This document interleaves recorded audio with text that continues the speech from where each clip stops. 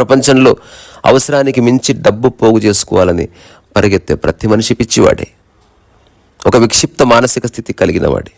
క్షణం నువ్వు నీ చుట్టూ తిరిగి చూడు, నీ చుట్టూ రకరకాలుగా కనిపిస్తున్న ప్రతిదీ డబ్బే. సో అన్ని వస్తువుల్లో డబ్బే ఉంది. సో నువ్వు వస్తువుని పట్టుకోవడం లేదా డబ్బునే పట్టుకుంటున్నావు. తద్వారా అష్టావక్రుడు చెప్తున్న ఈ సూత్రం యొక్క మూలంలోకి వెళితే ఎత్ర ఎత్ర భవేత్ తృష్ణ సంసారం విద్ధి తత్ర వై. తర్వాత అష్టావక్రుడు ఒక అద్భుతమైన మాట వాడాడు. ప్రౌఢ వైరాగ్యం ఆశ్రిత్య వీత తృష్ణ సుఖీ భవ్. ప్రౌఢ వైరాగ్యం అన్నాడు. ఇది అర్థం చేసుకోవాల్సిన మాట.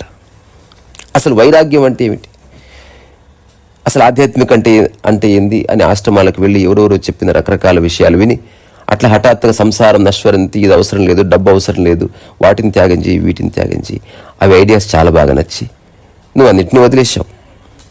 అది కూడా వైరాగ్యమే. కానీ ఆ వైరాగ్యము నీ అనుభవం వల్ల రాలేదు, ఎవరో చెప్పింది నమ్మడం వల్ల వచ్చింది. బలంగా నమ్మడం వల్ల అట్లా అనిపిస్తుంది. కానీ లోపట మనస్సులో ఇంకా వైరాగ్యం 100% అనుభూతి చెందలేదు. ఎందుకు? నీకు ఆసక్తి ఉంది, కానీ ఒక సిద్ధాంతం వల్ల నువ్వు తినడం లేదంతే. ఎగ్జాంపుల్, ఎవరో ఇంట్లో మరణించినప్పుడు ఆకలైనా కూడా తినం, ఎందుకంటే సందర్భం అటువంటిది కాబట్టి, సాంప్రదాయం అడ్డొస్తుంది కాబట్టి, అందరి ముందు తింటే ఇప్పుడు నీ పరువు పోతుంది కాబట్టి. అదర్వైజ్ ఆకలి అయితే భోజనం చేయాలి, మనిషి చేయాల్సిన పని అది. ఆరోగ్యకరమైన మనిషి ఆకలేస్తే భోజనం తింటాడు, నిద్ర వస్తే పడుకుంటాడు, అంతే. సో ఆకలి నిద్ర అన్నవి beyond traditions, beyond culture, beyond situation. కానీ ఎవరో చెప్పింది విని ఆ టైంలో నువ్వు కొన్ని వదిలేస్తావు. కొందరు జీవితకాలం వైరాగ్యాన్ని అనుభవించారు, కానీ ఆ వైరాగ్యంలో ఒక స్ట్రెస్ ఉంది. దానికి కారణం ఏంటి? అది మా గురువు గారు చెప్పారు కాబట్టి, మన సాంప్రదాయం చెప్పింది కాబట్టి. అది నిజమైన వైరాగ్యం కాదు. ఇంకొక ముద్దు పేరు త్రిశంకు వైరాగ్యం నేను పెట్టింది. అంటే అట్లా నువ్వు అనుభవించే స్థితిని కోల్పోయావు, అట్లా అనుభవించకుండా అన్ని వదిలేశానని చెప్తున్నావు, కానీ మధ్య మధ్యన మనసు లాగుతుంది.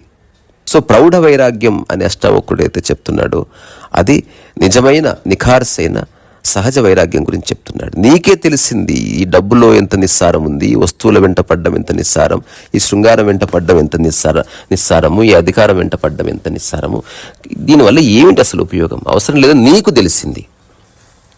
ఆ నిస్సారార్థని నీవు గుర్తించినావు. ఎదుటి వ్యక్తి నీకు ఎవరు చెప్పలేదు, నువ్వు ఏ ప్రవచనం వినలేదు, విన్నా కూడా వాళ్ళు చెప్పినందుకు నువ్వు చేయడం లేదు, నీకు తెలిసింది.